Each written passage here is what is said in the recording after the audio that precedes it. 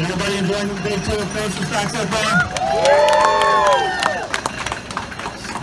All right, well, behind the scenes of the Beast Tour, we're going to give you a little backstory about how the Beast came to be for a couple of minutes. It actually started back in 1976. The park was getting ready to design build another wooden roller coaster. Their first thought was to rebuild a popular coaster that had been at Cincinnati's Coney Island called the Shooting Star. Anybody here remember the Shooting Star, rode the Shooting Star? All right. You never rode the Shooting Star, did you? You heard of it, okay. Okay. But, so look at that, they had a spot picked out. It was going to be backed by the racer. So what you see Vortex right now, that kind of would have been part of the ride. But the more they thought about it in 1976, they realized the racer, very similar in some ways to the Shooting Star, was a immensely popular coaster, one of the, at that time, the best coaster probably out there.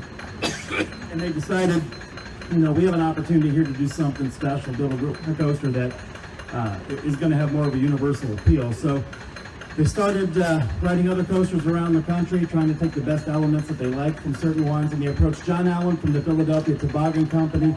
He had designed the racer, the Rebel Yell, King's Dominion, and a lot of the other coasters you saw in the 60s. Well, John was getting ready to retire, had no interest whatsoever in wanting to design this coaster for King's Island. But they didn't give up, they were persistent. They got to the point they actually had them come out to the park. They thought if they showed them the area they'd picked out for this coaster in this part of the park, that his juices would get flowing. He wanted to do one more project before he retired.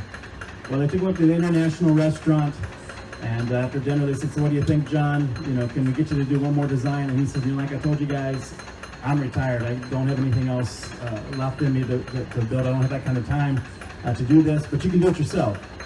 So he wrote down on the International Restaurant menu, he wrote down formulas for building a wooden roller coaster, gave it to our management team. The next morning, they went back to our carpenters and our engineers, and they said, John Allen says we can do this ourselves. What do you guys think?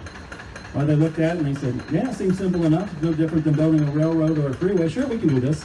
So they went to Taft Broadcasting, which owned the park at the time, and said, you know, we have the green light to start working on it. And then design work started in 1976. The two primary designers, Al Collins and Jeff Gramke. Jeff still works here today.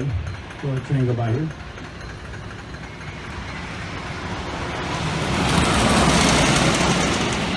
And Jeff still works here today, but they would each take different sections of the ride. And at that time, no computers, so everything was done by hand calculations. So Jeff would check his work, Al would check Jeff's work, and that's how the ride was designed. So after a couple years of design work and then the construction of the ride, all built in-house by Kings Island personnel, the ride opened April 14th, 1979. Read reviews, still plays those same reviews today. 38 years later, still stands today as the world's longest wooden roller coaster.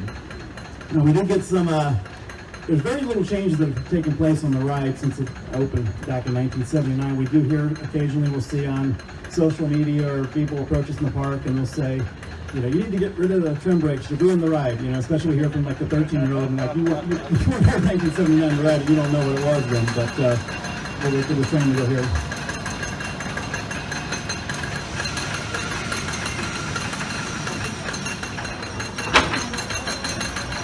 Young man right here, born the day the Beast debuted. Wake up, welcome.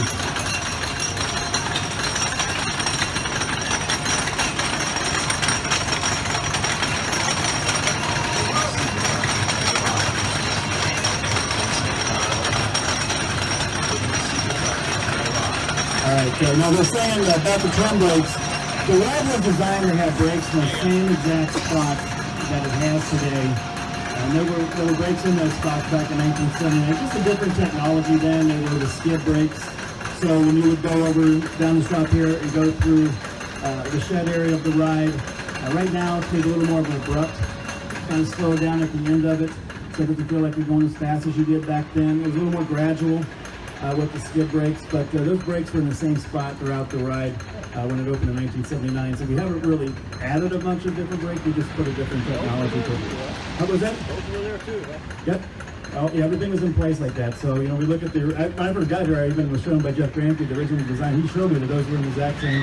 And I remember riding it back then, you know, I didn't pay attention to things like that. I was just enjoying the ride experience. I wasn't, you know, calling out the different, you know, oh, that's a trim there, it shouldn't be there, or things like that. So I was just more about the ride experience. But no, it was designed to have that. Just a different technology over the years. Right now, with the trims, they're much safer than the skid brakes were. The skid, when it got wet, the train could slide and things. So more safe right there. But giving them 50 million rides on the Beast.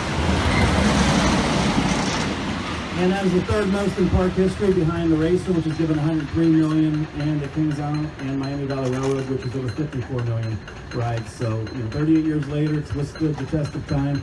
Something this big, this massive.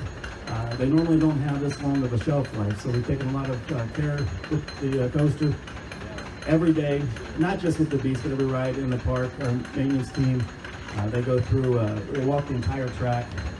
They'll start that work about 5:30 in the morning, get done about 8:30, and they take a lot of care in this ride. So that's why it's still here today. But hope you enjoy the rest of your day here at Kings Island for Coasterstock. If you want to do the Diamondback photo opportunity, that's going to take place at 5 o'clock. That's only going to last about 15 inches to get you some shots of the train coming down the drop, coming back.